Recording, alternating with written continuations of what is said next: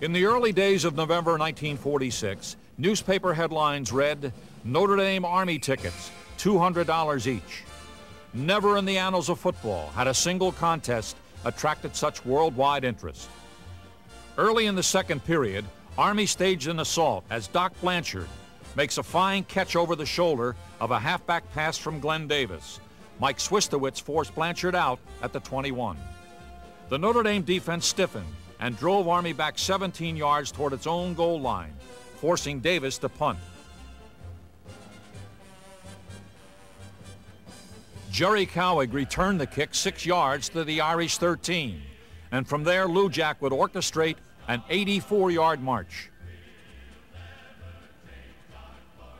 On the first play from scrimmage, Lou Jack pivots, fakes a handoff, and laterals to Cowig, who fights his way out to the Notre Dame 19-yard line.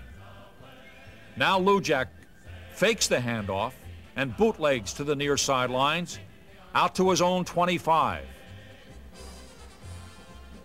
Cowig again gets the call, taking a lateral from the quarterback for yet another Notre Dame first down.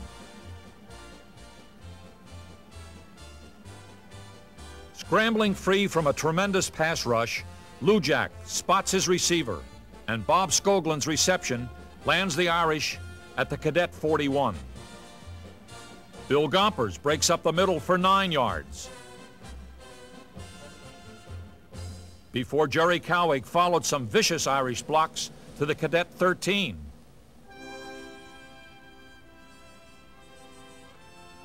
On 4th and 2 from the Army 4, Lou Jack sends Gompers racing for the corner, but Doc Blanchard and Hank Fulberg ride him out of bounds, and that was the closest either team would come to scoring. With the score still tied at 0, an Army drive stalls, and the Black Knights are forced to punt. An Irish disaster is averted when Lou Jack scoops up a Gompers fumble of the punt and races downfield to his own 36-yard line. After an exchange of punts, Lou Jack's luck runs out as Arnold Tucker intercepts a pass and returns it to the 44-yard line.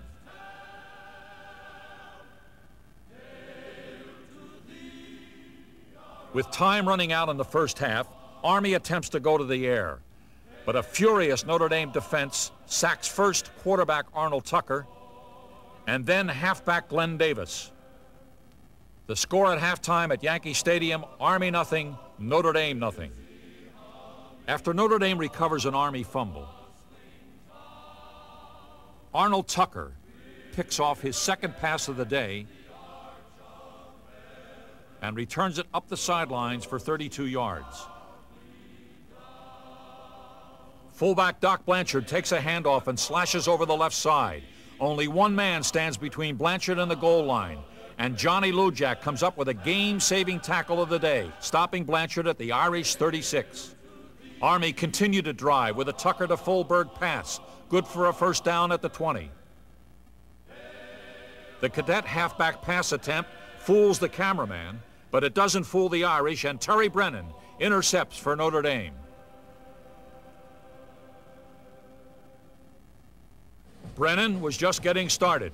On the next play, he skirts the Army flank for 22 yards.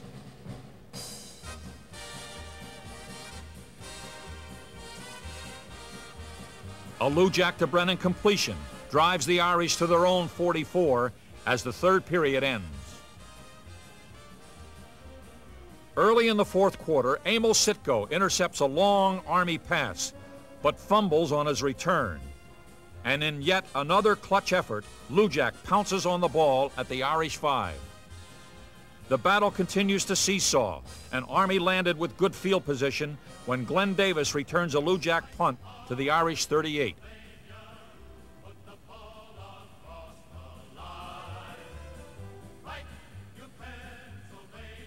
Irish ends Jack Zilli and Jim Martin collided with Tucker on a third down pass attempt, and Martin comes up with the ball.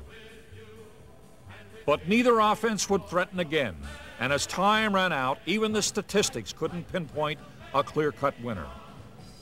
The Irish had 10 first downs to Army's 9. The Cadets gained 224 yards to Notre Dame's 219. Army completed 4 of 16 passes. The Irish were 5 of 17. The Black Knights of West Point, undefeated, unchallenged for 3 wartime seasons, were finally stopped in the game of the century.